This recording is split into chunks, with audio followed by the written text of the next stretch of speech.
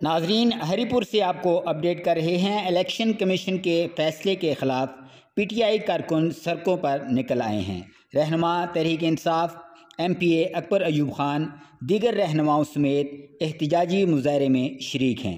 तहरीक इंसाफ के कारकुनों ने शाह मकसूद इंटरचेंज को बंद कर दिया और इसके साथ हरीपुर के तमाम दाखिली व खारजी रास्तों को बंद करने की तैयारियां जारी हैं।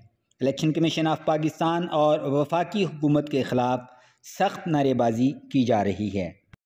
नाजरीन, हरीपुर के हालात से आपको आगाह कर रहे हैं। हरीपुर इलेक्शन कमीशन के फ़ैसले के ख़िलाफ़ PTI कारकुन सड़कों पर निकल आए हैं। मुख्तलिफ़ इलाकों में टायर जलाए जा रहे हैं। एहतजाजी मुजाहरे जारी हैं। तोड़ फोड़ का सिलसिला भी जारी है।